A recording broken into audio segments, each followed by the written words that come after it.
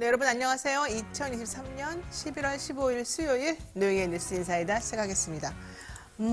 제가 오늘 부산 재판 가야 되는데 날이 너무 추워가지고 엄두가 안 납니다. 어떻게 해야 되죠? 부산 여러분들 저기 길을 모아주시기 바랍니다. 자, 오늘 방송 내용 간단하게 말씀드립니다.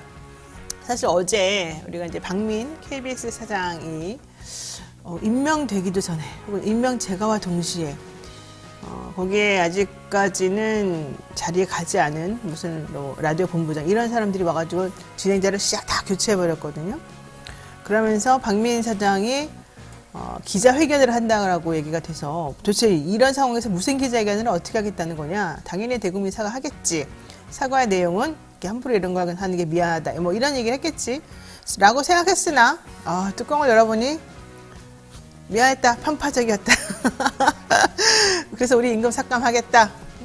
앵커 교체 이런 건 나도 잘 모른다. 이거였습니다. 야, 실망스러웠지만 내가 KBS 직원도 아니고 지금 방통신문위원회 방심위 직원들 난리 났습니다. 150명 서명 받고 도저히 못 참는다 이런 얘기들 하고 있는데요. 어떻게든지 한번 끝까지 봅시다. 자, 오늘 방송 내용 간단하게 말씀드리면요. 이진아 뉴스마터 기자와 함께하는 뉴스픽 코너 준비되어 있고요. 수요일마다 여러분들이 만나는 반가운 얼굴입니다. 수에 있는 남자 수다맨 최진봉 교수와 함께 시사 관련 현안 짚어봅니다. 따발총 수다맨 최진봉 교수. 또 이분이 약간 좀 중독성이 있는 것 같아요. 예. 그렇게 그냥 따발총처럼 막 쏘아대는 그 말을 또 안 들으면 또 좀 뭔가 섭섭하고 허전하고 이런 느낌이 좀 납니다. 그리고 좀 뭐랄까 억지 부리는 그 억지 주장도 조금 대부분의 경우 억지가 아니지만 특정한 맥락에서 억지 부리는 것도 좀 또 생각이 날 때가 있습니다. 자, 마지막으로 배프의 촉 시간에는요 사건 사고 소식 한번 짚어보도록 하겠습니다. 우리 또 배상훈 프로파일러는 뭐 워낙 진중하고 진지하고 성실하고 이 대명사 아니겠습니까?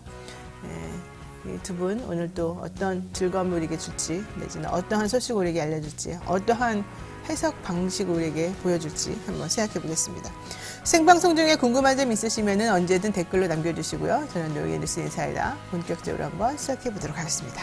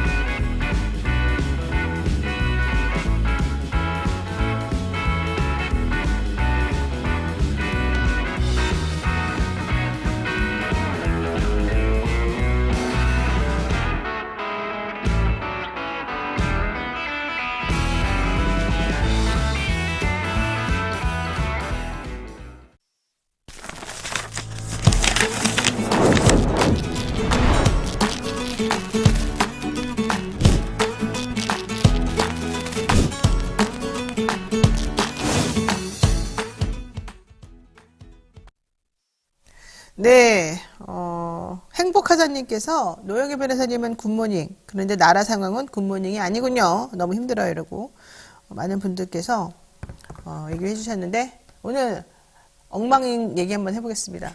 김명수 합참후보 자녀 학폭 또 복무중 주식거래 논란 또 나왔습니다. 도대체가 국민의힘은 학폭을 떠나서는 이 사람들 얘기가 안 되는 걸까요? 저는 깜짝 놀랐어요. 이렇게까지 학폭 가해자들이 많아요. 피해자는 한 명도 없어요. 보니까 이렇게 부모님이 무슨 권력이 있거나 이런 사람들은 전부 다 가해를 하는군요. 아이들이 어떻게 부모님의 그런 걸 믿고 아이들이 그렇게 행동할 수가 있죠? 교육도 문제인 거고 인성도 문제인 거고 그런 거 아닐까요? 상당히 이해가 안 갑니다. 지금 물러난 대법원장 김명수하고 이름이 똑같아가지고 사람들도 헷갈릴 수 있습니다만 그렇지 않습니다. 김명수 합동참모본부 의장 후보자 자녀가 11년 전 중학교 재학 당시 집단 폭행에 가담을 해서 학교 폭력 처분을 받은 것으로 확인이 됐다. 이런 얘기 있습니다. 네. 일단은 말씀드리면요. 계속 이어서 말씀드리면 이제 그 김명수 후보자가 자녀가 11년 전 중학교 재학 시절에 집단 폭행에 가담을 했는데요.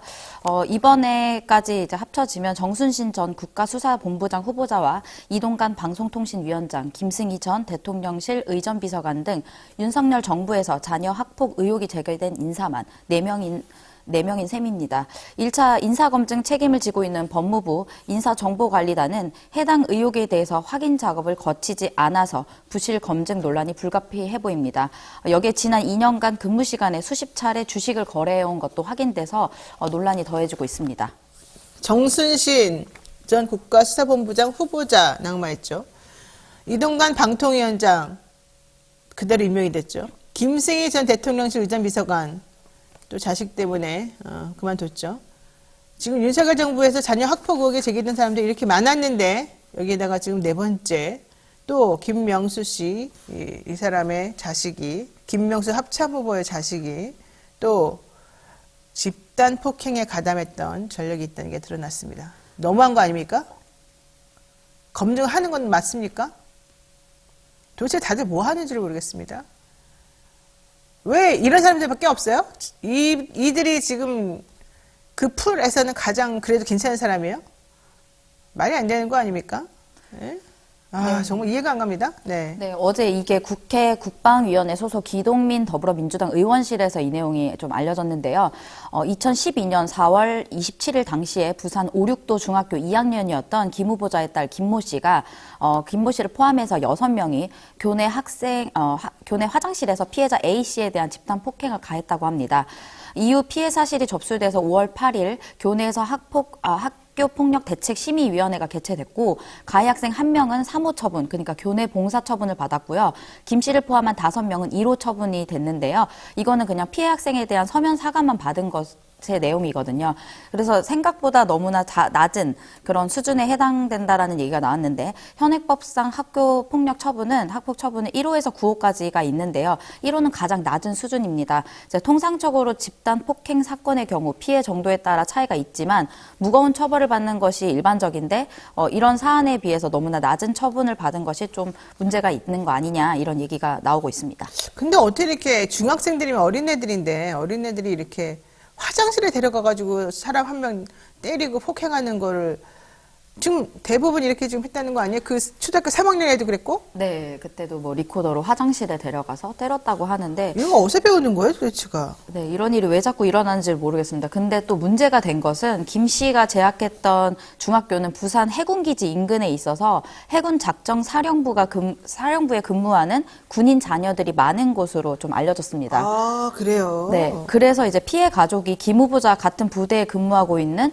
김 후보자의 뭐 하급 지휘자 의 가능성이 있다는 점에서 아마 청문회 과정에서 이거를 좀 검증해야 될 것으로 좀 보입니다. JDID님, 성공한 사람들은 원래 이 정도입니다. 이렇게 말하는 한동훈 말이 맞다. 전유성님, 자녀 학폭을 한 우리나라 최고 권력자들, 자녀들, 이런 사람만 일부러 뽑나요? 국민들 모두 속상해서 암 걸려 죽으라고? 이런 얘기 했었는데, 또 이 아이가 다녔던 학교, 그래서 가해 학생들이 군인 중에서도 조금 직급이 있는 군인 부모를 둔 아이들이었나 보죠? 네, 있을 것으로 보이고요. 그럼 또 피해자는 직급이 낮은 사람의 딸입니까? 아들입니까? 아무래도 김 후보자보다 낮은 직급이니까 아이고. 그런 거 아니냐 뭐 이런 얘기도 나오고 있습니다. 진짜 한심하네, 한심해. 아이고. 뭐 좀 더 내용을 밝혀봐야겠지만요. 이 밖에도 김 후보자는 2년 4개월 동안 근무 시간에 52차례나 주식을 거래해온 것으로 확인됐습니다. 뭐 주식 거래는 개인적인 일이기 때문에 상관이 없을지 모르겠지만 어쨌든 근무 시간에 이거를 했다는 것인데요. 북한이 미사일 도발을 했던 지난해 1월 5일과 1월 17일에도 상장지수 펀드를 거래한 것으로 알려졌습니다. 특히 김 후보자는 해군 작전 사령관, 그러니까 중장으로 복무 중이던 올해에도 수차례 주식 등을 거래했는데요. 이렇게 업무 시간에 거래한 주식의 총 금액은 5,700만 원인 것으로 알려졌습니다.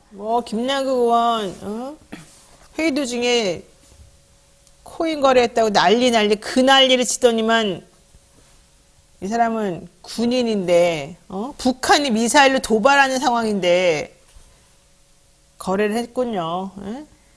그래서 우스갯말로는 그런 말도 하더라고요. 두 발을 쐈을 때 한 발당 1,000만 원씩 해서 총 2천만 원을 거래했다고 하더라고요. 17일 날. 세상에. 네, 그래서 한 발당 1,000만 원이냐 뭐 이런 이야기도 나오는데 그만큼 사실 이제 이 김 후보자의 당시의 그 직책이 군령권자였기 때문에 사실 굉장히 중요한 자리에 있으면서 그 업무 시간에 주식을 거래한 것으로 알려진 것입니다. 뭐 주식 거래 안 해본 사람 어디 있어요? 근무 시간에 다 하죠. 이렇게 지금 어떤 분이 올렸어요?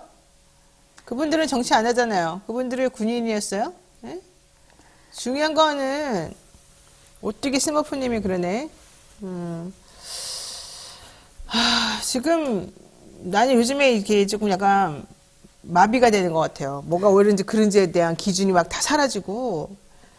뭐 이들이 그렇게 하면 그런가 보다 괜찮은가 보다 또 이런 생각이 좀 드네요. 내가 잘못 알고 있나? 네, 이런 생각도 들고. 난 주식 거래할 줄 모르기 때문에 잘 모르지만 뭐 내가 모르니까 저들이 뭐 잘했겠지 이런 생각도 막 드네. 이상하게. 근데 사실 이거 죄송합니다. 네. 앞서 신원식 국방부 장관도 지난 7일에 국회 예산 결산특별위원회 전체 회의 도중에 본인과 배우자의 주식 거래 관련 문자 메시지를 확인하는 장면이 언론에 이제 카메라에 포착됐었는데요.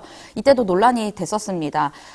본인의 재산을 챙기고 국가의 예산을 좀 등한시한다 이러면서 논란이 됐었는데 이런 고위공직자가 주식 거래로 논란이 된 것은 좀 문제라고 합니다. 이제 윤재호 국민의힘 원내대표는 김남국 무소속 의원의 가상자산 거래 논란이 불거진 지난 5월에 국회에서 열린 최고위원회에서 일반 공무원이 근무 시간 중에 코인 거래를 했다면 중징계를 피할 수 없을 것이라고 비판한 바 있습니다. 그렇기 때문에 김 후보자도 사실상 큰 문제가 되는 것이라고 보이고요. 오늘 이제 그 청문회가 열리는데 좀 어떻게 검증할지 좀 살펴봐야 될 것 같습니다. 하긴 뭐 국방부 장관도 국회 예결특위 전체회의 도중에 본인하고 배우자 주식 거래 관련 문자 메시지도 확인하고 뭐 신경 쓰시는 거 보니까 다 비슷비슷한 것 같은데 모르겠네요. 정말 사람들이 참 그 기준이 달라요. 나에 대한 얘기할 때랑 상대방에 대한 요구를 할 때랑 상당히 다르고 제가 킹트 A님 나보고 근무 시간에 다 한다고 표현하지 마세요 그랬는데 근무 시간에 다 한다고 표현한 게 아니라 근무 시간에 남들 다 하니까 나도 괜찮지 않냐 이렇게 변명하는 사람들이 많다. 이 얘기를 지금 제가 드렸던 거고요. 오뚜기님을 제가 또 저격하려고 이 얘기를 한 게 아니고 이분 얘기가 주식 거래를 근무 시간에 하지 밤에 하냐 이렇게 말씀하셨기에 그러냐 이렇게 얘기를 한 겁니다. 네.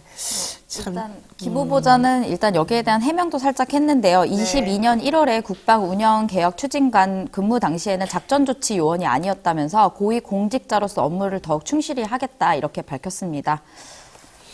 그래요. 잘 해보세요. 잘 하실 거라고 제가 믿고요.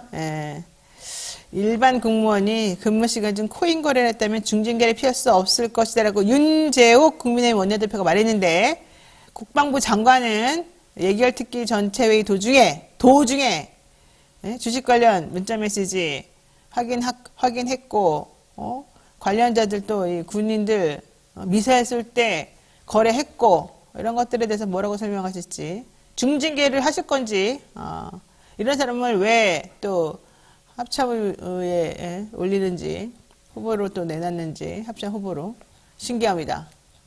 이게 무슨 붕어들이 이렇게 금방금방 까먹는다 그러는데 그런 건지 잘 모르겠습니다. 자, 두 번째 시 보겠습니다. 네, 대통령실 집무실 주변 100m 이내에도 집회 시위가 가능하다는 고등법원의 첫 판단이 나왔습니다. 지난 10일 서울고등법원 제8-1 행정부는 촛불승리 전환 행동이 경찰을 상대로 낸 행정소송 항소심에서 촛불 행동에 손을 들어준 것인데요. 법원은 앞서 1심에서도 대통령실 주변 100m 이내 집회 시위를 금지한 경찰의 조치가 위법하다고 판단해 경찰이 1심에 이어 2심도 패소한 것으로 나타났습니다. 이건 당연한 거 아닙니까? 그냥 억지 주장하는 거 그냥 받아주는 것도 원래 하면 안 되는 건데. 어쨌든 그래도 법원은 이 집회 시위 관련해서는 일관적으로 잘하고 있어요. 네, 항소심에서 일단 경찰이 근데 유사시에 대통령이 집무실에서 눈을 붙이기도 하니까 대통령실도 집으로 봐야 된다. 네, 이렇게 주장을 했는데요. 대통령실도 대통령실에서는 식사, 휴식, 취침 등을 위한 시설이 있다면서 경찰 주장에 힘을 실었습니다. 항소심 법원은 이제 경찰의 주장도 대통령실의 주장도 받아들이지 않았는데요. 경찰의 이런 주장이 있었던 이유는 법률 11조 3호에 따르면 대통령 관저 주변 100m 이내 집회 시위는 목적과 성격, 규모를 불문하고 원천 금지된다는 내용이 있기 때문에 이런 주장을 한 것으로 보입니다. 네, 대통령실 집이나 마찬가지다. 네, 그렇게 주장을 했습니다.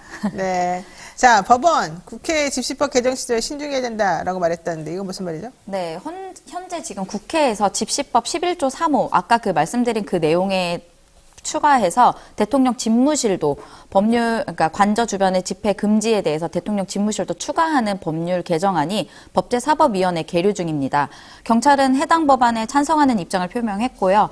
법안이 통과되면 재판 결과와 무관하게 대통령실 반경 10m 이내의 모든 집회 시위가 불가능해집니다. 하지만 경찰 패소를 결정한 서울고등법원은 절대적 집회 금지 구역에 대통령 집무실을 추가하는 문제도 신중하게 판단해야 한다는 입장을 밝혔습니다. 그러면서 재판부는 집회의 자유는 국민의 집단적 의사표현을 보호함으로써 민주주의의 근간을 이루는 기본권으로 절대적 집회 금지 장소를 확정하는 것은 특히 신중을 기해야 할 문제다, 이렇게 이야기를 했습니다. 내일 또 내일님께서 출근 시간이나 좀 제대로 지키세요. 각하님 이러셨는데 대통령이 대통령실을 집으로 생각하시기 때문에 이렇게 출근하고 왔다 갔다 하는 시간 자체를 집무실로 보기 때문에 그렇게 신경 안 쓰시는 거 아닌가 생각이 듭니다. 네, 여기까지 하겠습니다. 이진아 기자 수고 많으셨어요. 네, 감사합니다. 자, 생방송 댓글 참여 계속해서 부탁드리고요. 우리 35만 됐습니다. 의자 감사드리고요. 네. 한 달 안에 5만 명 한번 해봅시다. 우리 12월까지 행복한 또 한 달 주말 연말을 맞이하기 위해서. 자, 저는 잠시 후에 최진봉 교수와 함께 돌아오겠습니다.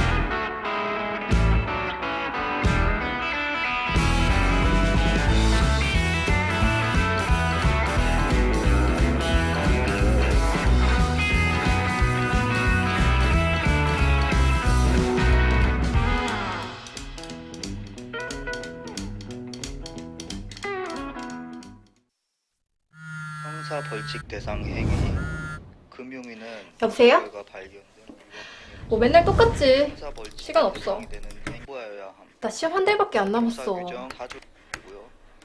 시정명령 문제는 또 언제 형사 푸냐. 규정 제27조입니다. 응. 지금 먹으려고.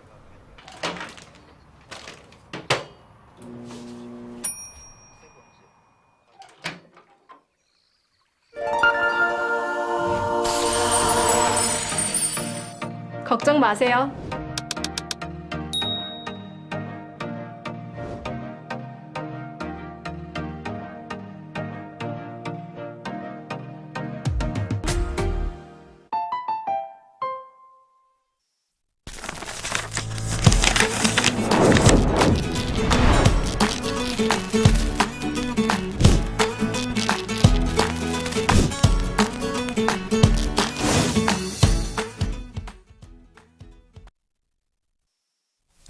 네, 산삼의 본향, 지리산, 야생 산삼이죠. 예. 농약 한 방울, 비료 한 톨 없이 오로지 자연의 힘으로만 자란 야생삼, 지리산 산양산삼. 이게 지리산 자락 800고지에서 만들어진대요. 산삼의 본향이라고 하는 함양 지리산 자락에서. 사포닌 함량이나 효과는 자연산삼하고 똑같고 7년근 뿌리, 잎, 열매 한 뿌리를 한 방에 담았습니다. 사은품도 드리고요. 2박스 원래 드리고요. 이러다 보니까 실질적으로 3박스를 드리거든요. 같은 하나의 가격에. 그러면은 가성비가 너무 좋다는 겁니다. 홍삼값에 산삼을 드리고 있다고 하고요. 더 중요한 거는 늘 피곤함을 느끼는 분, 손발이 차가운 분, 넘치는 활력과 기력이 필요한 분, 이런 분들에게 필요하다. 제가 사실 예전에 사법시험 공부할 때 제가 정말 미친 듯이 공부를 했었거든요, 예전에. 근데 너무너무 몸이 아프고 힘들고 기운이 없고 집중이 안 돼. 그래서 동충하초를 먹었어요. 근데 그 당시에 제가 정말 돈을 이렇게 아껴가지고 컵만 먹고 한번 동충하초를 구입해서 먹었는데 효과를 톡톡히 봤어요. 정말 집중이 잘 되더라고요. 그래서 내가 이게 집중력 좋아지게 하고 공부 잘하게 하고 내 몸을 튼튼하게 하는 거는 아끼지 말아야 된다. 특히 유사시에는 그 생각했는데 이 산양산산도 마찬가지입니다. 여러분들에게 피곤함 못 느끼게 해주고 손발도 따뜻하게 돌려주고 활력과 기력을 다시 만들어주게 한다고 하니까 게다가 가족들에게 친구들에게 선물하면 또 얼마나 상대방이 기뻐하겠습니까? 이 인간관계도 매우 좋아지게 만드는 그런 제품이거든요. 지리산 천년의 기운 선물하시고 한번 인생을 다르게 한번 살아보는 혹은 우울증도 고쳐줘요. 한번 해보세요. 가을맞이 이벤트 혈당 케어, 장 케어를 동시에 할 수 있는 100% 발효 특허 제품 당장 케어 한 박스도 특별 증정하게 됩니다. 11월 30일까지니까 여러분들 잊지 마시고요. 전화문의 1666-1080, 1666-1080 네이버 검색 산삼 순백으로 해주시기 바랍니다. 자, 채팅북에서 또 하루도 조용할 날이 없는 이 정치권에 대한 얘기 한번 해보겠습니다. 속에서 열을 내는 여러분들을 위해서 꼭 필요한 분입니다. 열 받을수록 자기도 같이 화를 내주는 시사계의 촌철살인 래퍼 최진묵 교수 모셨습니다. 어서 오십시오. 안녕하십니까. 최진묵 교수님 성공회대 교수죠? 네. 네. 어떤 분이 성공회 최진묵 교수님 교수 맞아요? 맨날 방송만 하는데요, 이런데. 힘들어요. 수업하고 방송하고 힘듭니다. 그렇지만 어쨌든 병행하고 있다. 네. 네. 힘들어요. 중년 가장으로서 병행하고 있다. 이거죠? 내가 안 벌면 큰일 난다. 근데 사실 이해가 안 가는 게 그 집에 돈 들어갈 데는 이제 없어요. 다 자녀도 성인이 됐고, 집도 있고. 뭐가 문제예요, 도대체? 양쪽이 맞벌이하고. 집에 대출이 남아 있습니다. 대출 없는 집 어디 있어요? 지금? 그러니까요. 자, 예. 박민 KBS 사장이 새로 취임을 했습니다. 취임한 날 72명의 인사 발령이 됐고요. 주진우, 최욱 등 주요 시사 프로그램 진행자가 바뀌거나 프로그램 폐지됐습니다. 저는 방송하러 가서도 몰랐어요. 최욱 씨 매부쇼 더 라이브? 그게 폐지됐다는 것 자체를 몰랐었고. 방송하러 가셨었어요? 네, 내가 KBS 라디오 하러 갔는데 오. 본관에 딱 이게 써 있다니까요. 경축, 더 라이브, 시사 교양 프로그램 1위, 시청률 1위. 오. 이렇게 써 있어서 그래서 내가 그걸 보면서 엘리베이터 앞에 딱 붙여져 있길래 야, 최욱 씨는 이것도 잘했나 보다. 그래서 내가 좋겠다. 그러고 갔거든? 근데 이미 잘렸다는 거예요. 이미 폐지됐다는 거예요, 프로그램이. 그러니까 너희 변호사는 아직 안 잘린 거네. 그날은 안 잘렸지만 이제 잘리겠지. 그 댓글이 쫙 나왔어요. 니네 오늘 잘리느냐 이렇게 나왔어요. 내가 애써 그 댓글을 안 봤으나 오늘 잘릴 거네. 니네도 잘릴 거니까 하고 싶은 말 다 하고 가라 이러는 거야. 그래서 내가 아직 안 잘렸는데 그래도 해야 될까? 그래다가 지금 그 제작진은 다 그대로 있었기 때문에 난 사실 그 당시에 주진우 씨가 어떻게 교체가 됐는지 정확한 이해를 못 하고 있었거든요. 그래서 내가 이게 그렇게 갑작스럽게 뭐가 바뀌었다는 얘기만 듣고서는 이거 방송법 위반이다, 절차 문제가 될 수 있다, 이거 확인해라, 이제 이런 얘기가 좀 했는데, 알고 봤더니 상황이 좀 더 심각했었던 거더라고요. 자, 왜 이런 일이 가능합니까? 있을 수 있는 일입니까? 있을 수 없는 일이죠. 지금 말씀하신 이거는요, 사장이나 경영진이, 물론 이제 절차에 의해서 진행자를 바꿀 수 있어요. 진행자는 영원히 하는 건 아니니까 그거는 가능하지만 네. 이렇게 무슨 뭐라 그랬는데 점령군이라고 저는 표현하는데요. 점령군처럼 어느 지역에 점령을 했으니까 내 마음대로 한꺼번에 다 바꿔버린다. 이거는 있을 수 없는 일이에요. 이거는 기본적으로 방송법에도 위배될 뿐만 아니고요. 편성규약이라는 게 있어요. 그러니까 노조하고 사측, 사장하고 2022년인가 아마 만든 걸로 제가 기억하는데 KBS가 자체적으로 편성규약을 만들었어요. 편성규약이라고 하는 건 노측과 사측이 합의해서 만든 거예요. 그냥 일방적으로 만든 게 아니고. 그래서 만약에 프로그램의 개편이라든지 아니면 진행자를 교체하고 제작의 어떤 프로그램의 내용들을 약간 변경할 때는 노사가 합의를 통해서 하게 돼 있어요. 그냥 일방적으로 사측이 원하는 사람을 꽂아 앉히고 있는 사람 잘라내고 이럴 수 있는 구조가 아니라는 거예요. 그러니까 공정성을 위해서 이렇게 하고요. 진행자 같은 경우는 보통 이제 사내에서 그 기자들이 뉴스 진행하고 이러잖아요. 그런 분들은요, 대체적으로 어떻게 하냐면요. 그걸 해요. 지원자를 받아가지고 심사를 해요. 자체적으로. 제가 예전에 한번 KBS는 아니지만 다른 방송사에 외부 심사위원으로 들어간 적이 있었거든요. 그러면 이제 앉아가지고 그 앵커 지원한 사람들이 있어요, 자기들. 지원한 사람들을 다 테스트해요. 그래가지고 점수 내서 그 중에 한 명을 뽑아서 앵커를 안 치는 거예요. 그러니까 네. 그냥 막 주먹구구식으로 네가 좋으니까 네가 해. 너 그래 일 잘하네. 네가 해. 이런 식으로 안 한다는 거예요. 일본적으로. 근데 이번에 보세요. 심지어 사장이 정식으로 출근하기 전에 이미 다 얘기가 됐다는 거 아닙니까? 그 사람이 전화하고. 임명되기도 전에 네. 이미 제작본부장을 자기네끼리 뽑아놓고 그렇죠. 그 사람이 전화하고. 전화로 탁탁탁탁 시킨 네. 건데. 이건 말이 안 되는 거예요. 그러니까 최소한 제가 볼 때 정말 100번 양보해서 교체할 수 있다 하더라도 사장이 임명되고 정식 절차를 통해서 노조 합의도 하고 협의도 하고 이래서 했다면 이렇게까지 논란이 안 돼요. 그래도 뭐 물론 비판이 있겠지만 근데 이거는 해도 너무한 거 아닙니까? 아니 오기도 전부터 월요일 날이 출근 날인데 그 전날 전화해서 당신 이제 그만두시오 이렇게 얘기하는 게 말이 되냐는 것이요. 근데 어쨌든 박민 사장은 나는 모르는 일입니다 그러던데요. 아 자기는 모른다 하겠지. 근데 그러면 누가 한 거예요 그러면? 그럼 뭐 책임을 밑에 져야 될 거 아니야. 실무자가 했다는 그러니까 거겠죠. 밑에 실무자가 일단 박민 사장이 해야 할 일은 뭐냐면요. 왜 그런 식으로 해? 당신 잘못했네. 책임을 져야 되는 거 아닙니까? 근데 그런 말을 할 수가 없어요. 왜요? 박민 사장이 취임하기 전이었어요. 아니 그러니까 나중에라도 그럼 해야지. 아니 취임하기 전에 일어난 얘기가 나 몰라라 하는 거야 그러면? 그쵸. 이게 말이 됩니까 지금? 이런 무책임한 어쨌든 본인은 몰랐대잖아요. 걔네가 미안하대잖아요. 뭐 누구한테 그동안 미안해? 편파적으로 해서 명확하게 미안하대잖아요. 뭐 누구한테 미안해 지금? 나는 누가 이렇게 미안해하는지 알아. 일단 나에게 미안한 건 아니었어. 저는 노영희 변호사가 하다가 제가 먼저 잘렸거든요. 노영희 변호사는 계속하고 지금도 안 잘렸잖아.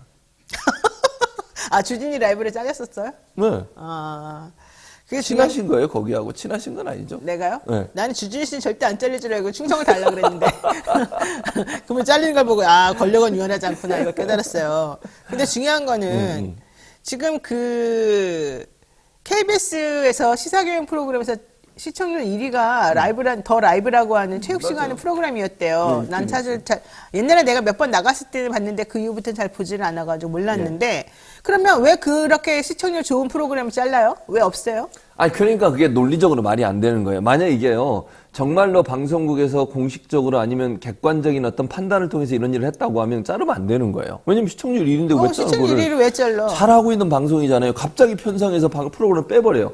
이거는요 의도적으로 했다고밖에 볼 수 없어요. 그러니까 누가 봐도 예를 들면 정말 시청률이 안 나오고 뭐 별로 광고도 많이 받지 못하고 이런 상황이면 그럴 수 있다고. 제 2TV로 넘겼거든요. 1TV 하다가 2TV로 넘겨서 잘 되고 있었어요. 네. 그런 프로그램을 갑자기 하차를 시킨다? 이건 누가 봐도 말이 안 되는 현상이잖아요. 그럼 결국 정치적 입김이 들어갔다고밖에 볼 수 없는 거예요. 근데 저는 더 라이브가 그러면 정치적으로 편파적이냐? 저는 그렇게 보지 않아요. 출연자들 보세요. 진보 보수 다 나와세요. 그렇잖아요. 네, 그 김병민도 나오고 다 나오잖아요. 보수 인형 있는 근데 분들도. 왜 그 프로그램 특히 없애는지 모르겠어요. 아, 인기가 높으니까 더 없애는 거예요. 인기가 높은 걸 왜 없애요? 인기가 높게 만드는데 얼마나 고생하는데. 그러니까 자기들이 생각할 때 인기가 높은데 그 프로그램을 보고 많은 사람들이 정부의 비판적인 생각을 하게 된다고 판단한 것 같아요. 아니 더 라이브 초창기에 이게 4년 정도 전에 만들어졌거든요. 맞아요. 그 처음에 했을 때 오밤중에 할 때 네, 오밤중. 처음에 그렇게 지금도 오밤중이에요. 그러니까 처음에 그렇게까지 인기 많지는 않았어요. 처음에는. 그래서 한 1년인가 했는데 헤매다가 점점 쌓여가지고 지금의 이제 1위가 된 거란 말이에요. 그러면 그렇죠. 이렇게까지 만들어낸 게 그동안 얼마나 많은 제작진과 패널들과 출연자들과 이런 사람들이 다 힘을 쏟았겠어요. 그렇죠. 근데 그걸 하루아침에 없애버려? 이유도 없이? 1등을? 왜? 자기들한테 불리하니까. 뭐가 불리하냐고 그러니까. 그러니까 여론이 자기들한테 불리하게 간다는 거예요. 자, 보세요. 어떤 여론이 불리해? 그러니까 자기들이 판단할 때 이거는 이제 본인들 판단인데 제가 볼 때는 그걸 뭐 특히 편파적으로 했다고 보지 않아요. 그런데 이슈 자체가 잘 생각해 보세요. 이게 그 여당이나 아니면 대통령실에서 생각하는 게 잘못 생각하는 게 뭐냐면요. 왜 이렇게 대통령의 비판적인 기사가 많이 나오고 그러는데요. 그렇게 이슈들이 나오니까 그러는 거예요. 생각을 해보세요. 아니 뉴스 프로그램이나 시사 프로그램들 입장에서는 그때 이슈가 되는 이슈를 다루는 거예요. 사회적으로 여론이. 그러면 대통령이 어디 순방 가거나 아니면 대통령이 뭐 정책을 냈는 아니면 대통령실이나 정부의 정책 냈는데 문제가 되는 거예요. 예를 들면 이태원 참사, 예컨대 오송 참사 또는 뭐 예컨대 잼버리 이런 것들은 다 정부의 비판적인 입장을 낼 수밖에 없는 거 아니에요? 그럼 잘했다고 그래요, 그거를? 근데 그런 이슈들을 다루는 걸 가지고 왜 이슈 다뤄? 이렇게 얘기하면서 그것 때문에 결국 정부에 대한 안 좋은 이미지가 생겼다. 그러면 이런 식으로 하면요. 어떤 일이나 벌어진 줄 아세요? 언론이 해야 될 원래 사명인 정권에 대한 비판 기능이 완전히 상실되는 거예요. 그거 다 안 다루는 거잖아. 그러면 피해가는 거고. 그냥 평범한 거 얘기할 거고. 이렇게 되는 거예요. 지금 보세요. 지금 불공정 편파 보도해서 잘못했다고 박민 씨가 사장으로 취임하자마자 그 얘기했거든요. 네. 박민 사장이 불공정 편파 보도라고 불리는 그런 프로그램을 만들거나 뭐 보도하는데 관여한 적이 없습니다. 왜? 이번에 지금 들어왔기 때문에. 그렇죠, 그러니까 그 이전에 KBS에서 만들어낸 프로그램들인데 문제는 그 당시에 얘기되고 있는 본인들 생각하기에 불공정 편파 보도라고 주장했던 게 검언유착, 고 장자연 사망 관련 윤지호 보도, 생태탕 의혹 보도, 김만배 녹취록 보도 뭐 등등이라는 거예요. 네. 근데 이것들을 보도했을 때 오히려 KBS는 한국언론진흥재단 언론 수용자 조사에서 4년 연속 압도적 신뢰도 1위, 압도적 신뢰도 1위를 달성을 했었단 말이죠. 그렇다면 편파 보도라는 게 아니에요. 신뢰도가 1위라니까요. 신뢰도가. 근데 왜 자기네가 뭘 편파 보도했다고 스스로 말도 안 되는 얘기를 하면서 굴러 들어온들이 그렇게 말하는 거죠? 표현이 KB 좋네. 박민 씨는 굴러 들어온 사람 아니에요? 기존에 있던 멤버예요? 그러니까 어쨌든 아니잖아요. 멤버는 그분 아니죠. 어공이잖아요. 지금 이 KBS 입장에서 보자면. 뭐 이제, 근데 왜 그분이 네. 기존에 했던 KBS 여러 가지 것들을 다 무시하고 부정하면서 네, 우리가 잘못했습니다 이런 말을 하죠? 그러니까. 그게 1등이었는데? 그 1등이 잘못했다는 뜻인가? 그런가 봐. 아, 1등은 싫어하나? 1등을 안 해봐서 다 그런가? 1등을 싫어하나 보지. 아, 라이브도 1등을 안 해봐서 1등이니까 그런가 보다. 싫어하고. 그럴 수 있겠네. 아. 다 싫어해. 그냥 1등 하지 마. 나도- 존재감 없으라는 거야. 나도 1등을 못 해봤기 때문에 또 갑자기 공감이 되네, 팍팍. 뭔가 1등 못 해본 사람들끼리 또 그런 게 있어요. 네, 1등 한 사람들을 보면 이해가 안 가고, 뭔가 편파적인 것 같고, 뭔가 이렇게 권력이 돌봐주는 느낌이 탁 나고 이런 게 있죠. 네, 상당히 갑자기 막 비판하려고 그러다가 갑자기 갑자기 비판점을 공감을 잊어버리고. 하고 왜 이러세요? 아니, 나 좀 그런 사람이야. 근데 정말 황당무계한 게 오히려 KBS는 그동안에 한국언론진흥재단의 언론 수용자 조사에서 4년 연속 압도적 신뢰도 1위를 기록했었습니다. 자, 게다가 전 요즘에 미디어 환경은 그렇게 바뀌면 안 된다고 봐요. 이게 무색무취하게 기계적으로 A 한번 얘기했으니까 B 얘기 한번 내주고 C 얘기 한번 이거 안 돼요. 본인들도 다 가치를 가지고 어느 정도 정확한 진실과 이런 것이 사회적으로 어떠한 맥락을 가지고 무슨 의미를 가지는지를 설명을 하고 알려주는 게 요즘에 필요한 제대로 된 거잖아요. 그런 언론의 기능이란 말이에요. 그것을 왜 스스로가 포기하고 버리고 그러는지 잘 모르겠어요. 정말 이상한데. 어쨌든 박민 사장, 그러고 나니까 KBS 뉴스 첫 뉴스가 뭐였어요? 정말 무슨 기관지 보는 듯한. 정말 깜짝 놀랐습니다. 무슨 예전에 땡전 뉴스라고 기억나요? 옛날에 땡 무슨 뉴스 있었어요. 전두환 때 땡전 네. 뉴스. 전두환 대통령께서는 뉴스 시작하자마자 그 얘기가 나와. 맨날 대통령이만 네. 해. 첫 번째 아이템이 항상 전두환 대통령께서는 어쩌고 저쩌고. 뉴스 땡전이라고 땡 하면, 그랬어요. 9시 땡 하면 전시가 나온다고. 자, 박민 사장 취임한 첫날 KBS 뉴스 첫 뉴스 9시 뉴스의 첫 얘기는 한미 국방장관 북핵 공동대응이었습니다. SBS와 MBC는 윤정부 주 최대 69시간 노동 개편 무산이었습니다. 박 사장이 속도 경쟁 자제예요. 이거 그냥 속보 내지 말아라. 딴 데 산다고 하지 마 이거예요. 익명 보도 자제.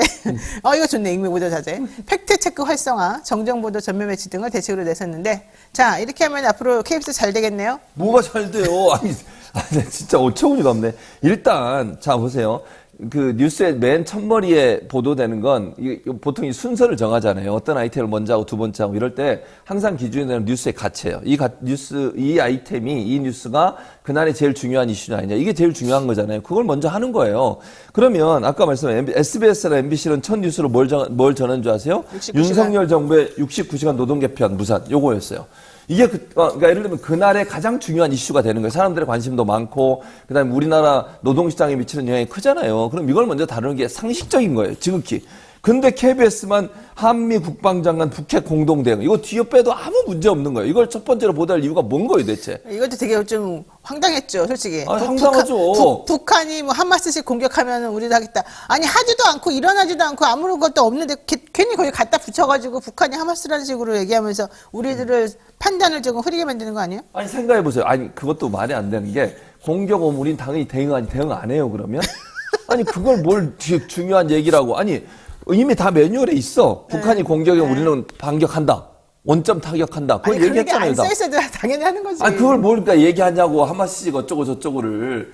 그러니까 결국은 긴장 단계만 높이는 거예요. 그게 과연 우리 한반도 평화에 좋으냐도 문제라고 보고. 그러니까 이렇게 뉴스 가치를 잘못 판단해서 제가 판단할 때는 이게 무슨 국정 홍보 수단도 아니고 KBS 공영방송이라며요. 그러면 정말 국민들이 관심 갖고 노동시장 변화에 대해서 얼마나 촉각을 곤두세우고 있고 대통령이 이 얘기했다 저 얘기했다 하면서 이게 혼란이 주니까 왜 이렇게 되느냐에 대한 논란도 많아서 69시간 문제는 한번 툭 던져놓고 논란이 많고 비판이 많고 쑥 집어넣었던 걸 다시 꺼낸 거잖아요. 지금 유연화하겠다고.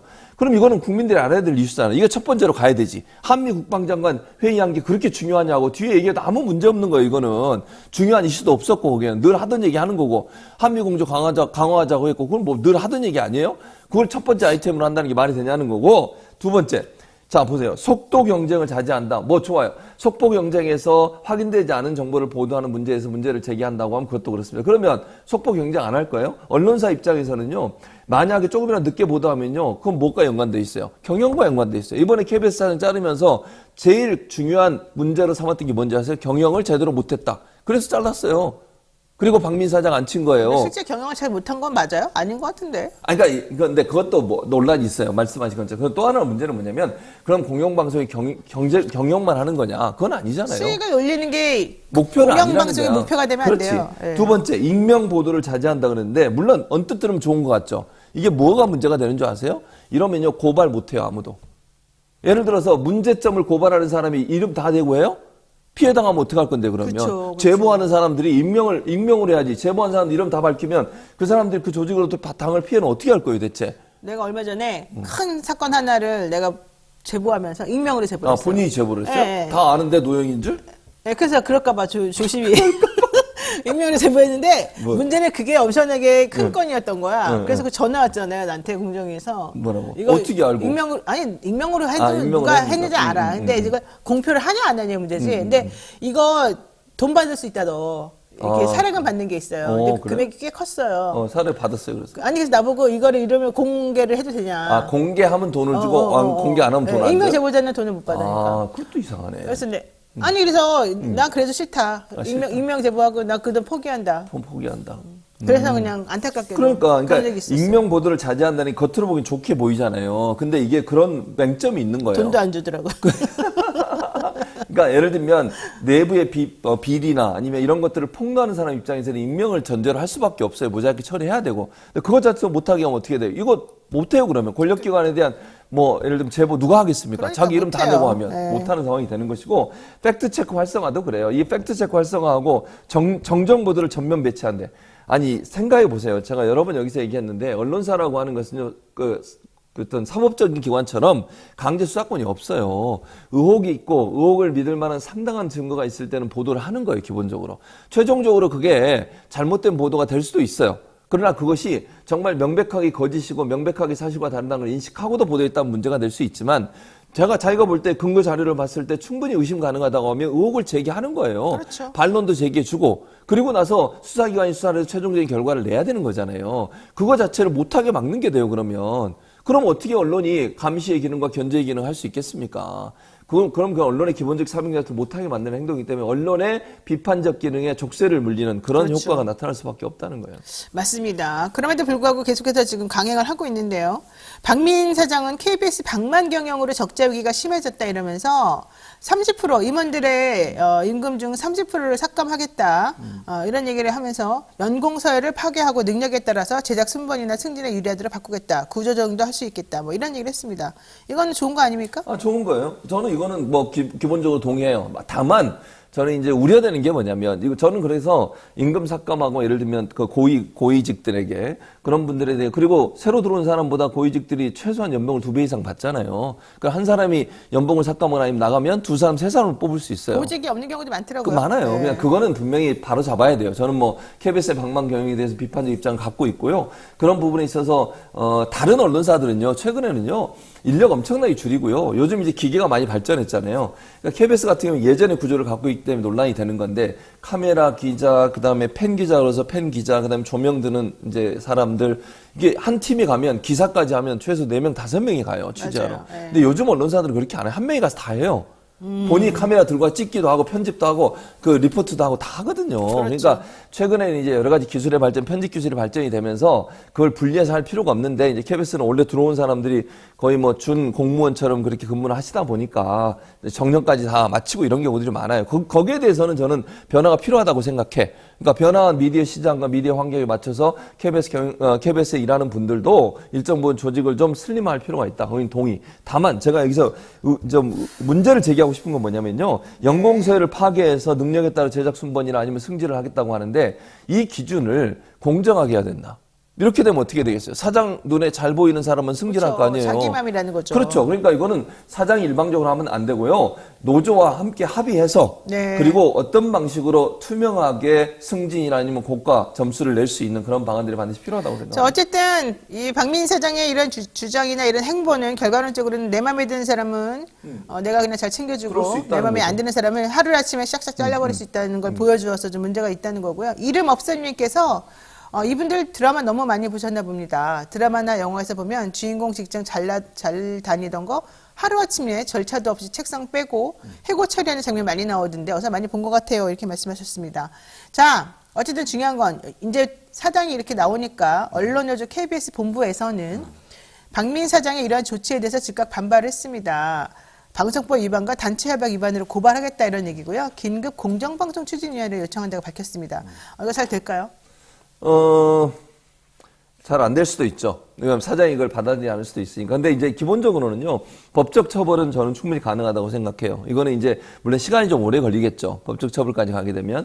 그리고 현 정부의 검찰이나 경찰이 제대로 수사할지 모르겠습니다만, 수사해야 된다고 저는 보고요. 왜냐면, 단체 협약이나 편성 교약을 위반하는 것은 노동법 기반이 될 수도 있어요. 이건, 왜냐면, 노사가 합의해서 만들어 놓은 규정이에요. 네. 그 규정을 어겼기 때문에, 아까 말씀드린 것처럼 편성 규약에 보면 31조에 제작진을 교체하거나 아니면 프로그램의 내용을 상당히 많이 바꿀 때는 반드시 제작진과 사전 합의하게 돼 있어요. 노조와 그렇죠. 합의하게 돼 있고요. 그렇죠. 노조위원장한테 미리 통보하게 돼 있고요. 근데 이런 부분들이 제대로 안 지켜졌다고 하면 편성 규약을 어긴 거잖아요. 그럼 처벌 대상이 된다고 저는 보고요. 방송법 4조는 방송사의 사장이라 하더라도 방송국의 편성이나 제작에 관여하는 것은 법으로 금지하고 있어요. 그건 이제 방송법 4조의 위반이에요. 그래서 이정현 전 그 홍보수석 있잖아요. 박근혜 네. 정부 때. 그분도 처벌받았거든요. 이 법 위반 때문에. 그래서 법조항의 규정에서 저는 그러니까 처벌 가능성이 있다고 저는 봅니다. 그리고 공방위 같은 경우는 지금도 설치되어 있는 거예요. 공방위가 거의 모든 언론사에 노조하고 그다음에 사측이 합의해서 공방위라는 걸 만들어요. 이렇게 논란이 되는 어떤 사안이 있을 때는 반드시 공방위를 열어서 논의해서 최종 결정을 내리게 돼 있어요. 근데 지금 그 KBS 박민 사장 같은 경우에는 그런 절차를 거치지 않고 일방적으로 지금 제작진들이나 아니면 그 출연자들을 교체하고 있잖아요. 네. 진행자들을. 네. 이런 부분은 상당히 큰 문제가 될 수 있어서 법적으로도 처벌 가능성이 있는 부분이라고 생각합니다. 자, 뉴스타파 얘기도 해보겠습니다. 뉴스타파의 그 김만배 인터뷰 대통령 윤석열 대통령이 커피 타줬다 뭐 어쩌고저쩌고 그 얘기 있었죠. 그 관련된 내용. 이것을 인용보도한 방송사들에 대해서 과징금이 확정이 됐습니다. MBC의 과징금 가중 처분을 내리고 MBC에 대해서는 감경 처분이 이루어졌어요. JTBC에 대해서는 감경 처분이 됐어요. 네. 왜 그랬느냐? 인용 보도가 논란이 된 후에 JTBC는 즉각 사과했다는 거죠. 미안하다, 우리 잘못이다. MBC는 아무런 노력도 하지 않았다 이겁니다. 이거가 진상 규명이고 이것이 올바른 겁니까? 아니죠. 아니 그러면 그러니까 예를 들면 JTBC가 그런 거 했었잖아요. 그때 거기에 근무하다가 이제 뉴스타파로 간 기자가 있어요. 네. 이름 얘기해도 되나요? 네, 얘기해도 봉지욱 기자 말하는 봉지욱 기자 거죠. 맞습니다. 네. 그 기자에 대해서 비판적 보도를 했고 그 반성한다, 사과한다 이런 기사를 했는데 저는 그것도 부적절하다고 생각하고요. 네. 그렇게 해주니까 봐주겠다는 거잖아요. 그렇죠. 그러니까 감경을 해주겠다는 거잖아요. 이게 말이 됩니까? 아니 똑같은 내용의 보도를 해서 제가 똑같다고 표현하는 건 같은 내용이라는 얘기예요. 예를 들면 김만배 씨가 뭐 얘기했던 내용 중에 커피 타준 문제 이게 논란이 되는 거잖아요. 네. 그 부분에 대해서도 그 당시에는 그렇게 언론사들이 다 그렇게 보도를 했었어요. 기본적으로. 그러니까 거기에 대해서는 동일한 잣대로 처벌을 해야 되는 거죠. 만약 처벌한다면. 근데 그것도 말이 안 되는 게 아까도 제가 말씀드렸습니다만 전체 맥락이나 내용 중에 커피를 누가 타줬냐 하나 가지고 문제를 삼는다고 하면 거기에 대해서는 언론중재위원회나 아니면 다른 방법을 통해서 전 충분히 문제를 제기할 수 있다고 봐요. 정정보도를 하게 하든지. 그걸 처벌의 대상이 되는 겁니까 그게? 그리고 다른 전체 내용은 어떻게 할 건데요 그러면? 아니 커피를 윤석열 대통령이 안 타줬다고 해서 그 다른 내용까지 다 잘못됐다고 얘기할 수는 없는 거잖아요 지금. 김만배 씨하고 신앙님 그 녹취록 관련해서는 녹취록이 존재하고 있어요. 그 내용에 대한 사실관계가 확인 안 됐잖아요 지금. 네. 수사도 진행이 안 됐고. 그럼 결론적으로 어떤 내용이 나올지도 모르는 상황에서 언론사 입장에서 녹취록을 입수했어. 녹취록 입수해서 들어보니까 상당히 이건 대선 과정에서 중요한 이슈야. 그럼 보도하는 거지. 그럼 네. 보도 안 해요 그러면? 아니 그 수사 끝날 때까지 보도 안 하면 대선 후보 검증 어떻게 할 건데요? 아무리 이슈가 있어도 그러면 다시 물어볼게요. 최근에 이재명 그 당시에 경기도 지사였죠. 국정감사장에서 기억나시죠? 네. 돈다발. 그 사람 어떻게 됐습니까? 처벌받았어요. 그리고 그 법원에서 판결문에 뭐라고 돼 있습니까? 이게 대선에 영향을 미쳤을 가능성이 있다. 그럼 그걸 보도한 사람, 보도한 처벌해야지. 박정희가 처벌해야지. 안 같이. 하잖아요. 그럼 TV조선이나 채널A나 다 했잖아요. 그 보도. 그거에서 한마디도 안 해요. 이렇게 불공정하게 합니까? 하려면 두 가지를 다 같이 해야 되는 거 아니에요? 김만배 실황기 녹취. 그러니까 현 대통령 당선된 사람에 대해서 그렇게 하는 것은 처벌하고 떨어진 사람에 대해서 그렇게 하는 것은 그냥 넘어가는 거예요? 이런 이중잣대가 어디 있습니까, 세상에. 나라 살리자님께서 커피 타준 게 문제가 아니잖아요. 수사를 무마하고 봐준 게 문제겠죠. 그러니까 이 본질은 피해 나가고 딴 얘기를 하는 그렇죠. 건데 제가 궁금한 게 이것입니다. 이거 관련해가지고 YTN 뉴스가 있는 저녁에서 한 거, 그 다음에 MBC 뉴스데스크, KBS 뉴스9, 그 다음에 MBC PD수첩, JTBC 뉴스룸 이런 곳에서 지금 했다는 거예요. 인용 보도를. 네. 그래가지고 MBC는 가중, 그러니까 3천만 원이 기준인데 거기서 가중돼가지고 왜냐면 아무런 조치를 취하지 않았다. 문제가 돼도. 그래가지고 4,500만 원이라고 하는 거를 받았고요. 이 과징금 처분을 받았고요. 그 다음에 KBS 뉴스9은 그냥 3천만 원 그대로, MBC PD수첩은 1,500만 원 이렇게 받았단 말이죠. 그런데 JTBC 같은 경우에는 1,000만 원, 그리고 YTN 뉴스타파 보도에 앞서서 부산저축은행 봐주기 수사 의혹 제기했던 보도는 2천만 원, 뉴스타파 인용 보도는 1,000만 원, 그 다음에 YTN 뉴스가 있는 저녁도 2천만 원을 받았는데, 그러면 정작 뉴스타파는 어떻게 됐어요? 가짜 뉴스를 만들어냈다고 주장되는 그 뉴스타파는 과징금 받았어요, 안 받았어요? 안 받았어요. 안 받아. 제재를 안 받았어요. 걔네들은, 그분들은 죄송합니다. 그분들은 걔네들이라뇨? 왜? 왜? 방송국이 아니니까. 아. 왜냐면 방심위는요 인터넷 방송사를 규제할 수 있는 권한이 없어요. 그러니까 뉴스타파는 지금 방송국이 아니고 그러니까 SNS를 통해서 방송을 하는 거잖아요. 거기는 제재 대상이 아니에요, 기본적으로. 그러니까 방심위가 제재하는 대상은 네. TV 방송사, 케이블 방송사, 지금 이제 YTN은 PP라고 그러거든요. 네. 등록된 언론사들이에요. 그러니까 근데 뉴스타파는 이제 그 유튜브를 통해서 방송을 하는 거잖아요. 여기도 네. 마찬가지고. 그러니까 제재 대상이 될 수가 없어요, 기본적으로. 근데 이제 문제는 뭐냐면 최근에 가짜뉴스 그 심의센터인가요? 뭔가 네네. 신속 어쩌고 저쩌고 그거 만들어 가지고 이제 유튜브까지도 하겠다고 지금 나서고 있어요. 인터넷 언론사까지 하겠다고. 네. 근데 사실은 유튜브는 사실은 그 범위 안에 아직은 포함이 안 돼 있어요. 아직도 안 들어가요? 아직 안 들어가요. 왜냐면 유튜브나 인터넷 인터넷도 아니에요? 언론사라고 하는 것도 이제 문화체육관광부에 등록돼 있는 인터넷 언론사예요. 그렇다고 하면 그거는 보통 이제 그 언론사로 등록을 해야 돼요. 근데 유튜브는 언론사 등록이 아니에요. 그러니까 토마토 뉴스 같은 경우도 지금 이제 인터넷으로 우리 언론사예요. 거기는 언론사인데 여기는 아니라는 거예요. 유튜브는. 유튜브는 제재 대상이 될 수가 없어요. 그리고 인터넷 언론사도 하면 안 돼요. 그것도 원래는요. 인터넷 언론사들은 이 그 방심위의 규제 대상이 아니에요. 네. 근데 최근에 그걸 하겠다고 해서 논란이 되고 있고 오늘 그 아이템은 없는데 그래서 방심위 직원들이 성명을 냈어요. 네, 어제 150명이 성명냈어요. 네. 그거 못 하겠다고. 나 발령내지 말라고. 가짜뉴스가 도대체 뭐냐 그러면서. 네. 그러면서 논란이 되고 있기 때문에 저는 인터넷 언론에서나 아니면 유튜브에 대해서 아직까지 하지 않고 있지만 그걸 하겠다고 지금 나서고 있는 상황이거든요. 네. 그래서 더 위험한 상황이 된다고 볼 수 있습니다. 그럼 더 세게 하라는 뜻입니까? 아직 제재 대상이 아니니까? 내가 그렇게 얘기했다고? 물어보는 하지 거지. 말라는 거예요. 아니 규정에도 없는 걸 왜 하려고 그러는 거예요? 방심의 범위가 아니라니까요. 지금 누구한테 하는 말이에요? 이동관에게? 아니면 박민에게? 방심위원장에게. 류혜림에게? 유희림. 네, 류혜림. 위원장입니다. 자, 좋아요. 우리 또 최지문 교수를 위해서 내가 주제 바꿔드리겠어요. 야당이 이동관 탄핵안을 단독으로 재추진하기로 했습니다. 네.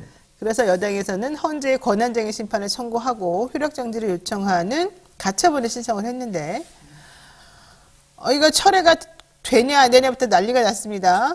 어떻게 보십니까? 아니, 그 국회에서도 처리했어요. 그러니까 사무처에서 철회를 받아줬고 국회의장도 사인까지 했어요. 그러니까 네, 일단 넘어갔는데 국민의힘 여기에 반발을 해가지고 지금 헌재 권한쟁의 심판 청구서를 제출했고요. 효력정지 가처분 신청서를 제출을 했죠. 저는 이제 막으려고 그냥 온갖 수단, 모든 가능한 수단을 다 동원한다고 생각해요. 그러나 저는 그렇다 하더라도 헌재에서 이걸 받아줄 가능성은 거의 없다고 봅니다. 지금까지 헌재의 판단을 받아보면요. 국회에서 일어난 여러 일들은요. 국회 자체에서 해결할 문제이기 때문에 헌재가 특별히 거기에 관여하거나 개입하는 경우가 없었어요. 근데 헌재 구성이 바뀌고 있어요. 그렇죠. 그래서 지난번에 헌재 소장이 지금 예. 예, 수장도 그렇고 지난번에 있던 분들은 좀 진보 성향이라고 불리는 분들인데 네. 지금은 이게 많이 물갈이가 됐어요. 어떻게 해야 돼요 그러면? 어떻게 될 뭘 것 어떻게 같아요? 해. 그래도 저는 그렇게 하면 안 된다고 생각합니다. 뭘 어떻게 안 해. 될까 과연? 되면 이제 그거는 좀 말이 안 되는 거죠. 그래요. 이게 아무리 정치적이라 하더라도 사실은 국회의 권한 그리고 더 중요한 거는 철회라고 하는 것은 이게 국회법에 24시간 그 발의 올라간 때부터 24시간 이후 72시간까지 맞아요. 하게 되어 있기 하게 돼 때문에 있죠. 24시간 전에는 사실은 언제든지 철회가 가능하다라는 게 국회의 그동안의 해석이었고 관례였고 이랬단 관례였죠. 말이에요. 근데 갑자기 그거를 하면 안 된다? 그럼 무조건 낸 거는 무조건 다 해야 된다? 이거 자체가 말이 안 되는 거라서 제가 봤을 때 이거는 아무리 보수적인 그런 재판관이라 하더라도 이거는 받아들여주기 어렵지 않겠냐 이래서 좀 했습니다.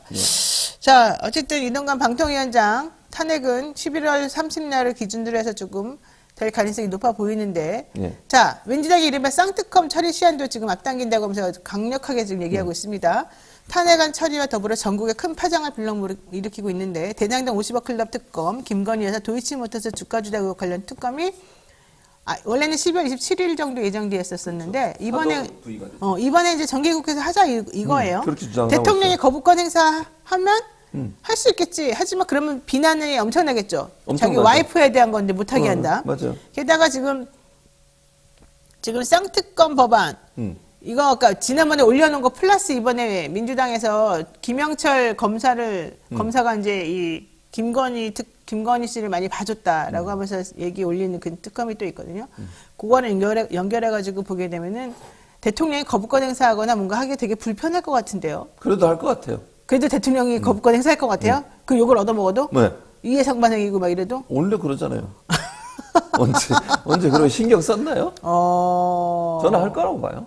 그래요. 아니, 왜냐면 이게 하면 이제 비판이 있겠죠. 그리고 저는요, 또 하나 변수가 있다고 생각해. 뭐요? 자, 보세요. 이 정치 상황이 아주 복잡하게 돌아갑니다. 장제원이라고 하는 사람, 장제원 의원. 네.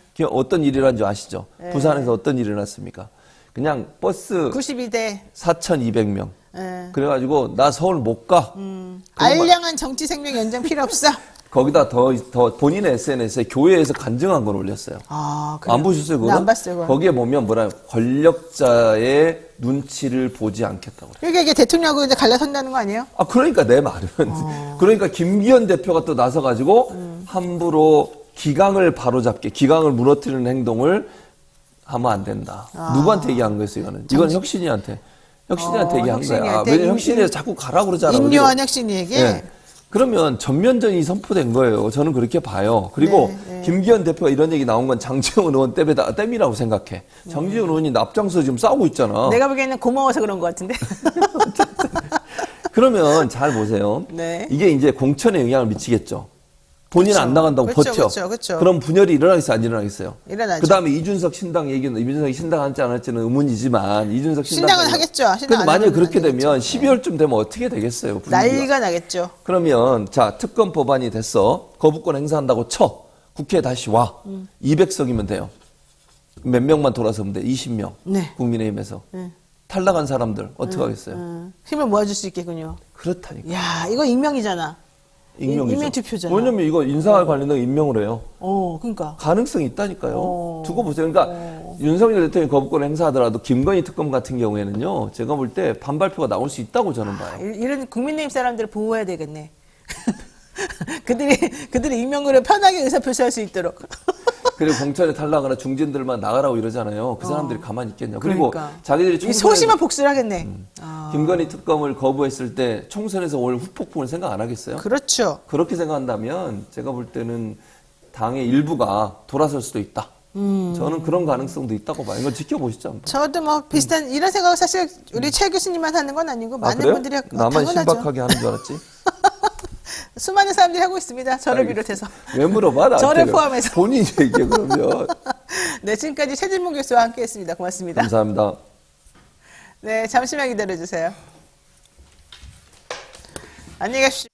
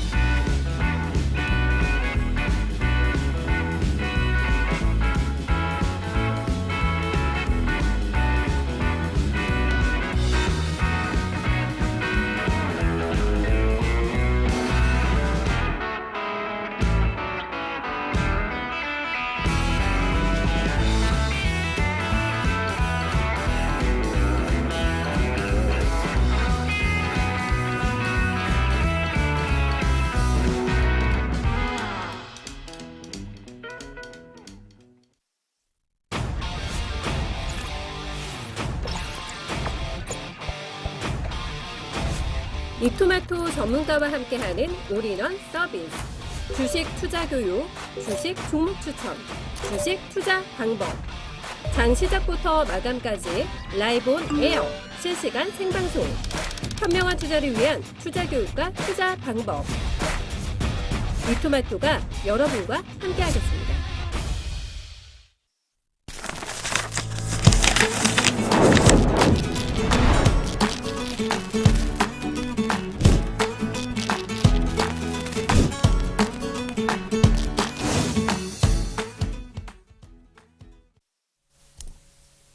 네, 앞서 광고 보셨습니다만 저희 뉴스토마토가 정기구독 캠페인을 시작합니다. 올해 창간 8주년을 맞이해서 제2창간을 선언하고 지난 2월에 타블로이드 판형을 변경했습니다. 데스크 실명제, 영상뉴스 강화 등 새로운 시도를 많이 선보이고 있으니까 관심 많이 가져주시고요. 최근에는 더 많은 독자를 만나기 위해서 준비를 또 마치기도 했습니다. 이번 기회에 뉴스토마토 구독하신 분들께는 통통물 30% 할인, 토마토 계열사 컨텐츠 70% 할인 등 다양한 혜택이 있고요. 지금 화면 보시는 것처럼 QR코드 한번 찍어주시면 좋겠습니다. 자세한 것은 유튜브 제목 아래 더보기란이나 라이브 채팅창 맨 위에 캠페인 참여 방법을 참고하시면 될 것 같습니다. 노영의 뉴스 인사이다와 더 오래 안정적으로 함께하는 그런 방법이 바로 구독입니다. 여러분 뉴스토마토가 야심차게 준비한 구독 캠페인 영친 여러분들이 많은 참여 부탁드리겠습니다. 자, 이제부터 배포의 촉 본격적으로 시작하겠습니다. 한 주 동안 떠들썩했던 사건 사고를 짚어보는 시간인데요.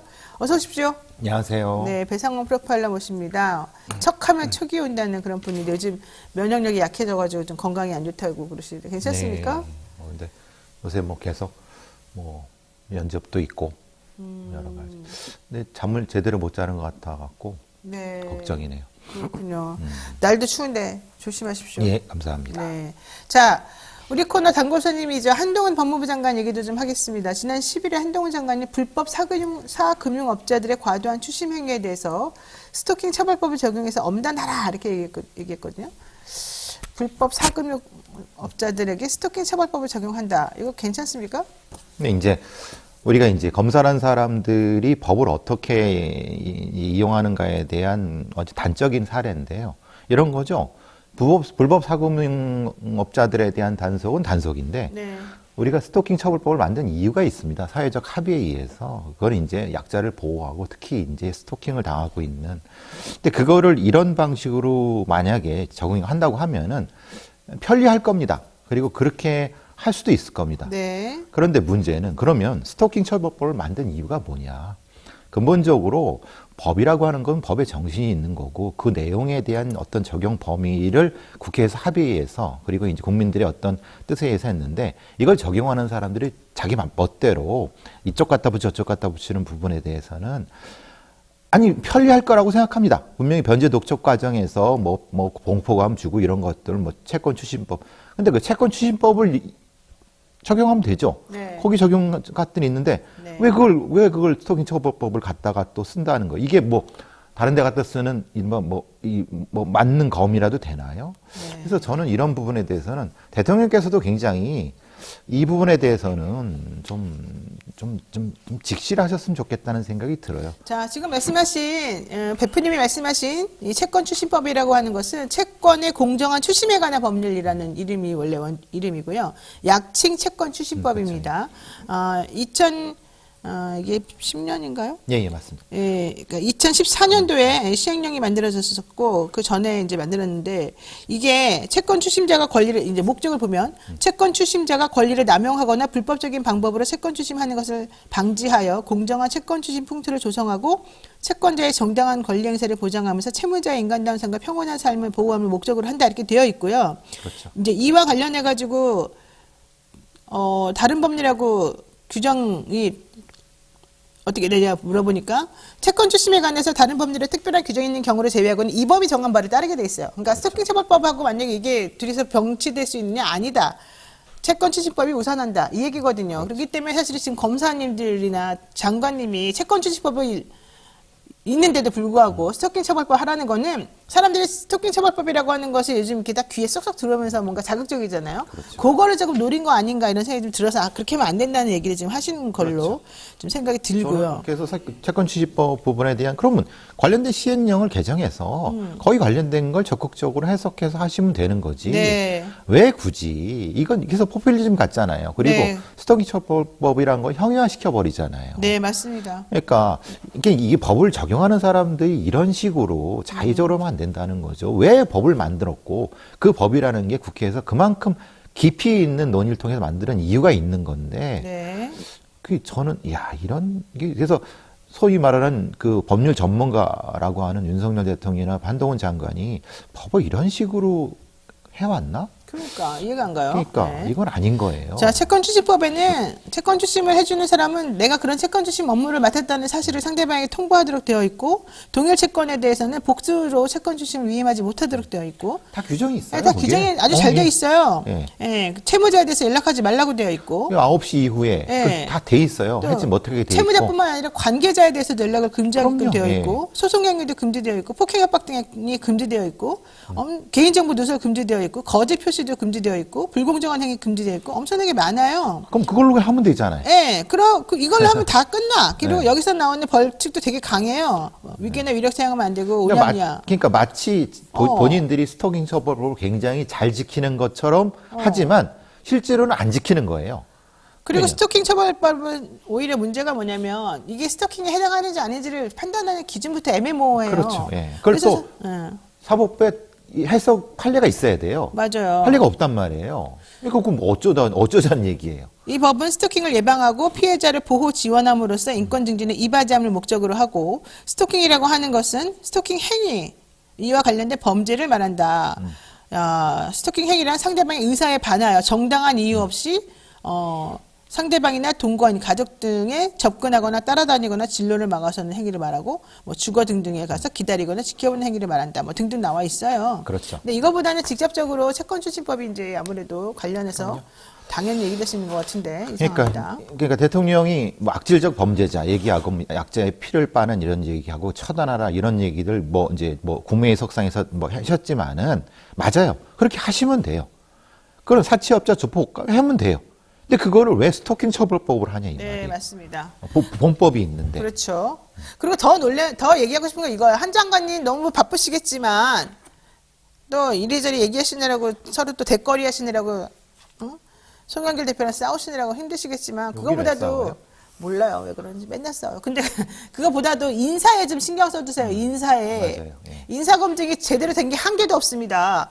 최근에 김명수 합동참모본부 의장 후보자 이 자녀 역시 학폭 의혹이 지금 불거졌습니다. 중학생 때 또 한 명을 피해자를 데려다가 화장실에서 또 집단 가해자 폭력. 6명이 집단 예. 폭행했다는 얘기잖아요. 왜 이런 데 가담을 하죠? 중학생들? 자녀 학폭 의혹이 제기된 인사가 정순신, 이동관, 김승희, 김명수 후보자까지 벌써 4명이에요. 이거 못 걸러냅니까? 아니 근데 기자들은 좀만 하면 다 걸러내는데? 근데 문제가 이거예요.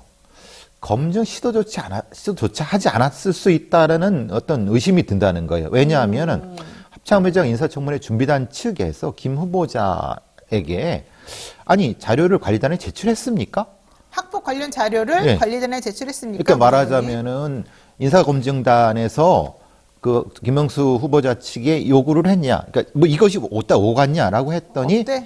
말하자면 그 뭐 내용이 없었고 그런 걸 한 적이 없다라고 이제 냈어요. 근데 그렇게 말하면 안 됐죠. 왜냐하면은 했다고 얘기를 했어야 되는 거지. 아차 싶으니까 다시 김명수란 사람이 사실은 했다. 말을 바꾼 거예요.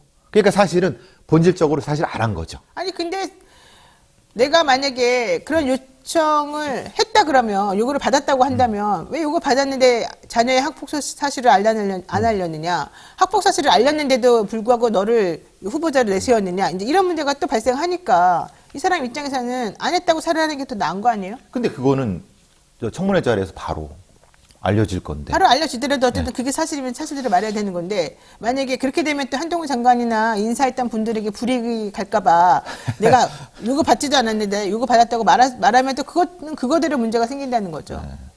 누가 누구를 봐주는 건지 사실은 지금 그러니까 이게 굉장히 자의적이라는 거예요. 인사검증단에서 아니 본인이 그랬잖아요. 한동훈 장관이. 자기는 자료만 모아갖고 판단은 대통령실에서 한다고 얘기했잖아요. 아, 그러면 그 절차를 제대로 지켰는지만 얘기를 해주면 되는 건데 처음에 안 했다. 지금은 했다. 그럼 뭐가 진실이란 얘기예요? 했단 얘기, 안 했단 얘기예요. 요구를 했단 얘기, 안 했단. 처음 얘기는 안 했다는 거잖아요. 요구 네. 받은 적이 없다라고 했는데. 아, 요구 받은 적이 없으면 안 되죠.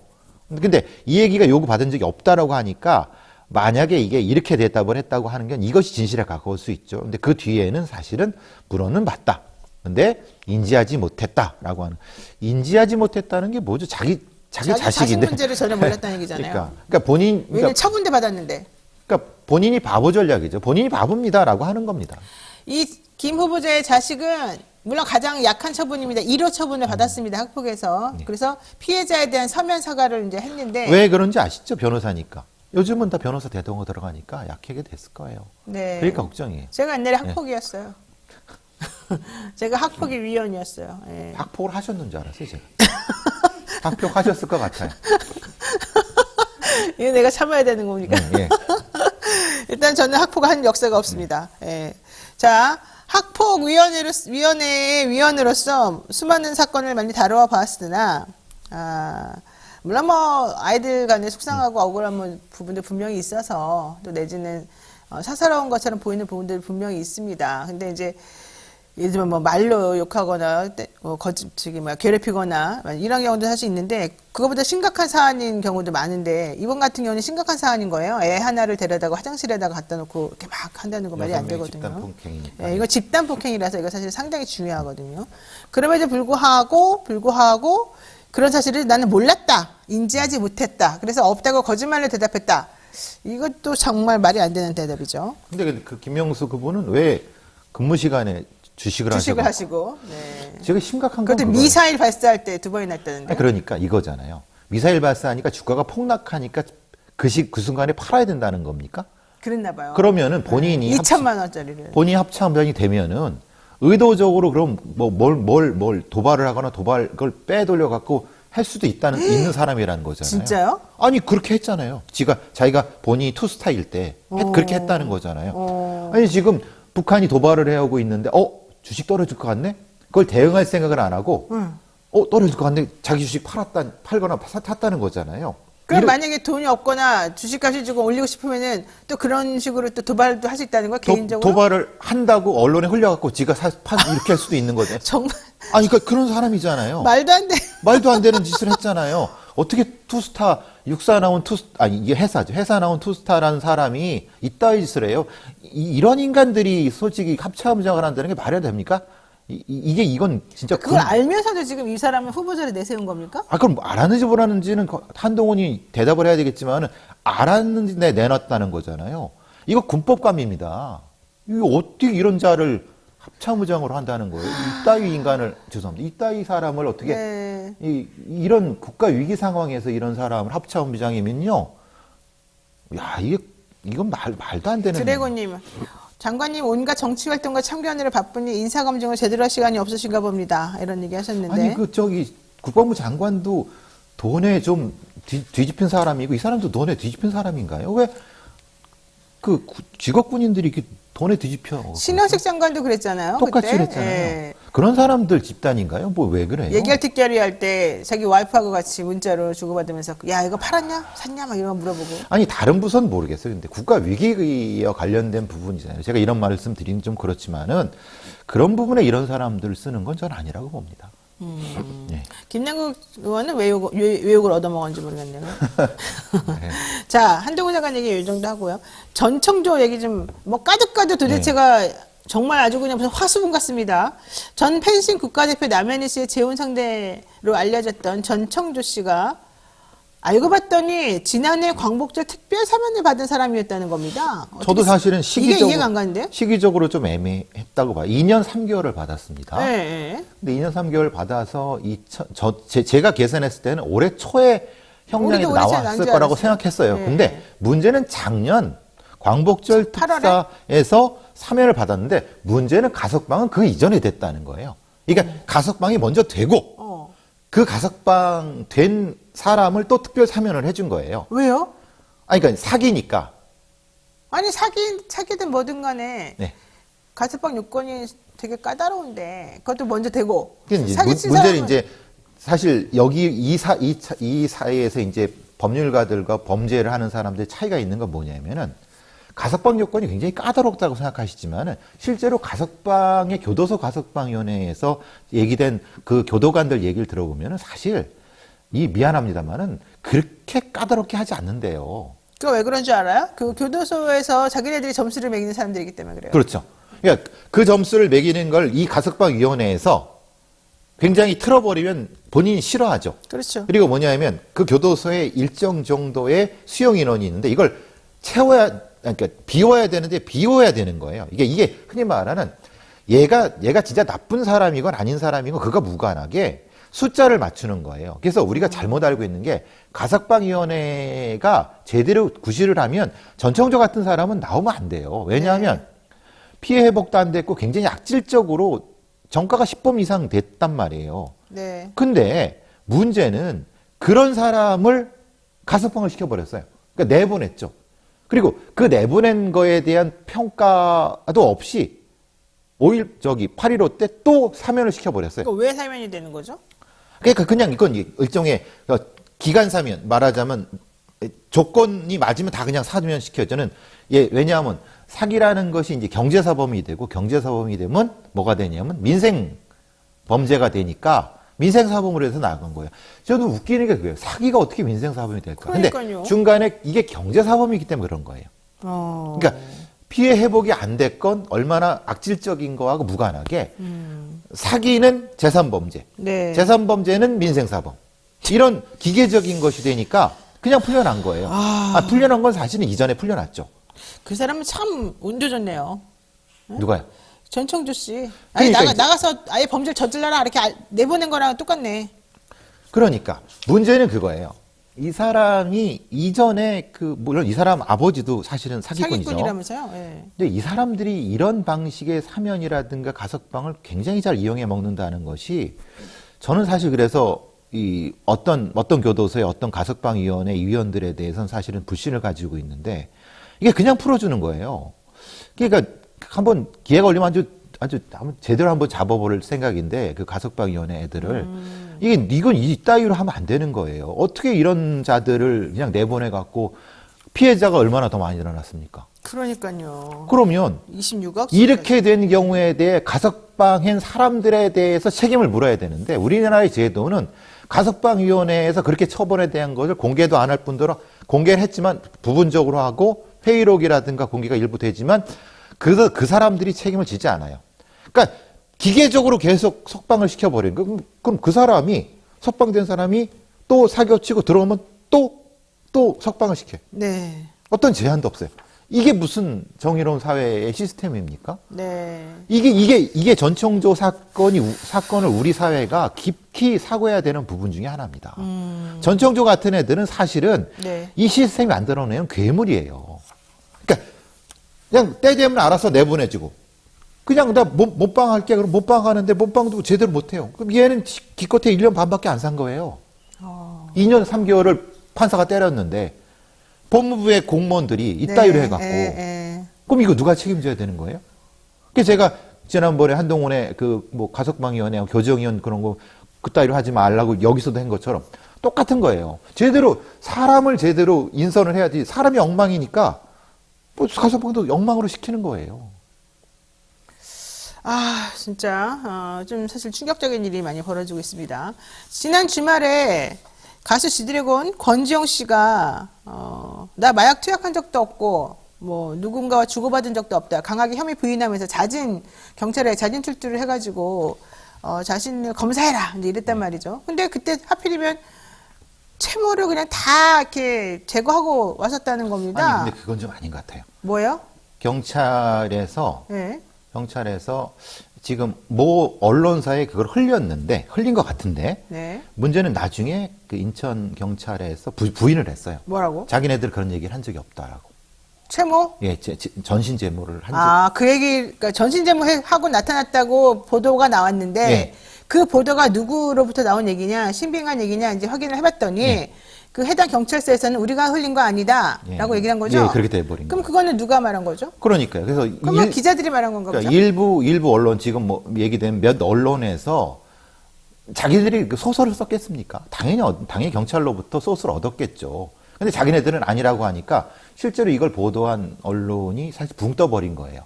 근데 이런 짓들을 많이 하니까. 왜 그런 거죠, 그러면? 이런 짓들을 많이 하니까 뭐냐면 사실은 안민석 의원이 얘기하시는 것처럼 이게 뭔가 약간의 공작이 있는 거 아니냐. 그 마약 사범을 가지고 시기적으로 장난질을 하는 거냐고 그 타임에? 안민석 의원이 말씀하셨는데 이런 의심을 받게 되는 거예요. 말하자면 수사기관에 누구가 쓱 흘려버리고 그냥 막 써먹다가 아님 말고 툭 그러면은 이슈는 먹어버리고 그러니까 지금 이 지드로겐에 대한 문제도 이 지드로겐이 마약을 했냐 안 했냐의 문제가 아니라 이걸 가지고 왜 장난을 치는 느낌이 드느냐 이 말이에요.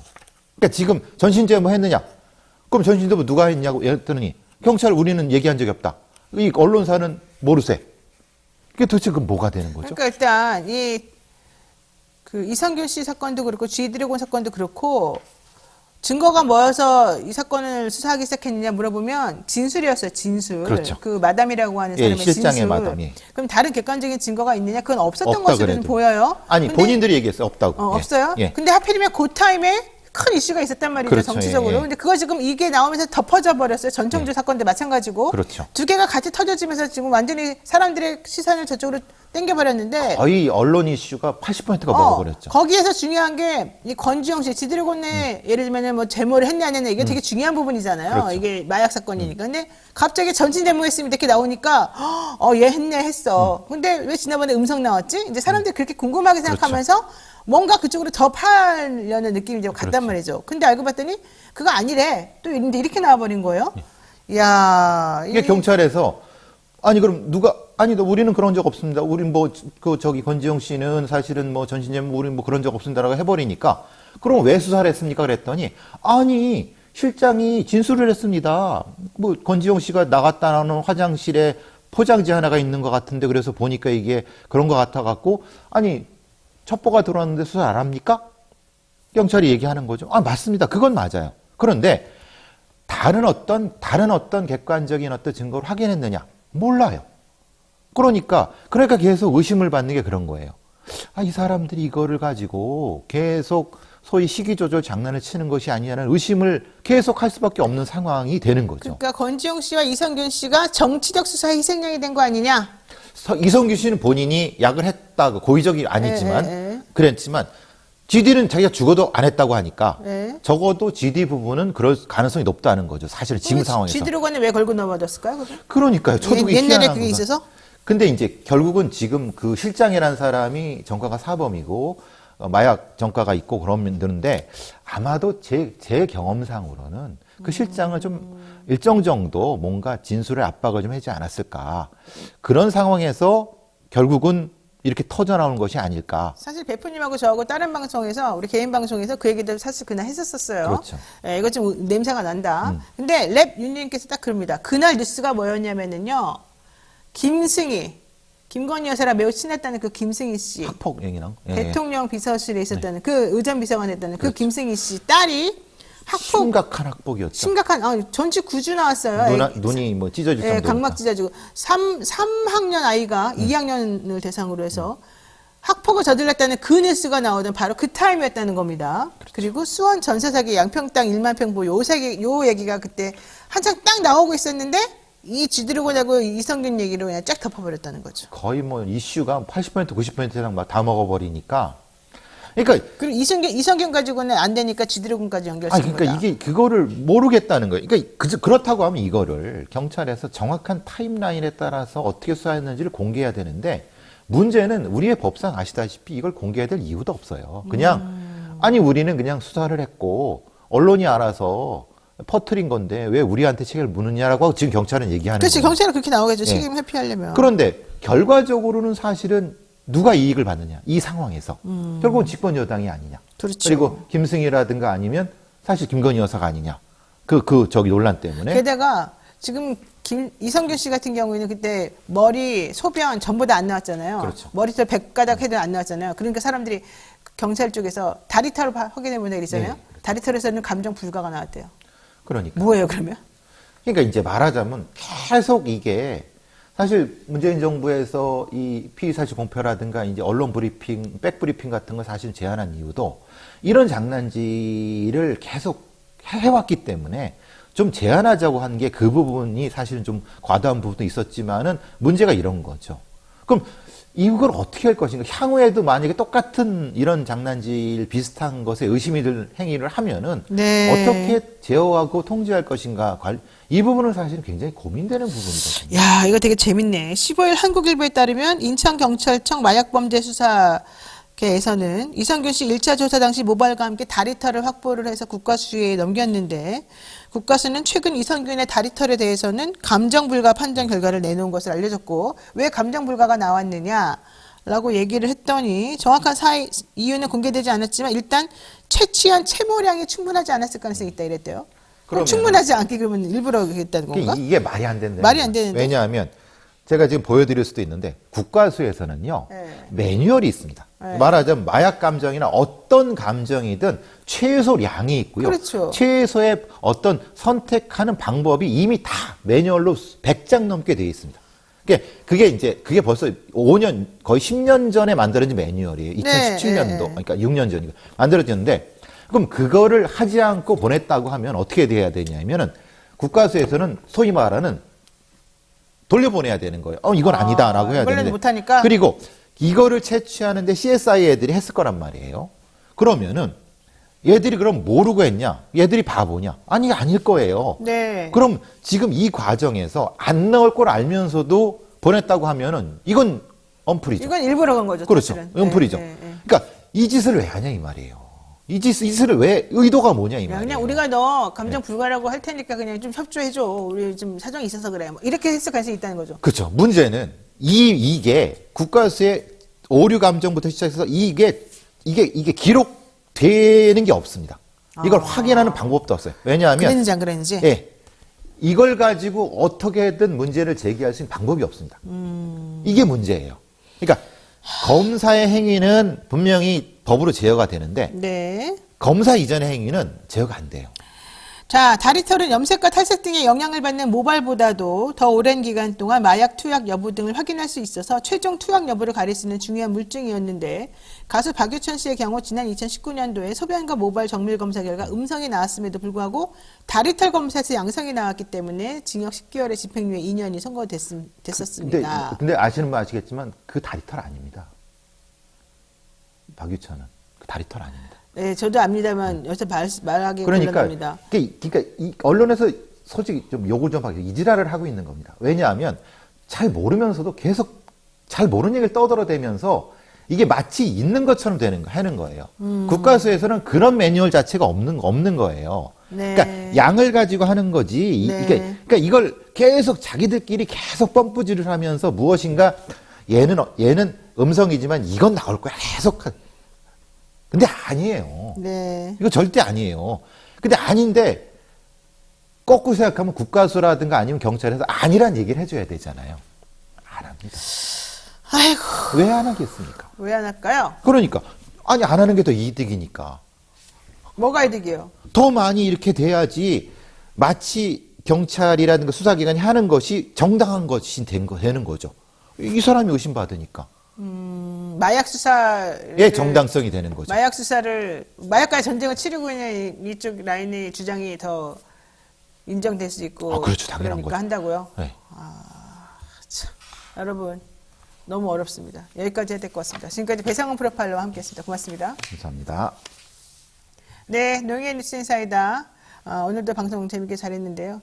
믿을 수 있다 더 착한 보험 말씀 한번 드리겠습니다. 건강보험, 차량보험을 더 저렴하게 만나보실 수 있는 전문보험 클리닉 업체입니다. 가족이나 친척, 지인에게 묻지마 보험 가입하신 분들 보험료가 적당했는지 필요한 보장은 제대로 들어있는지 궁금할 때 점검 받아보시고요.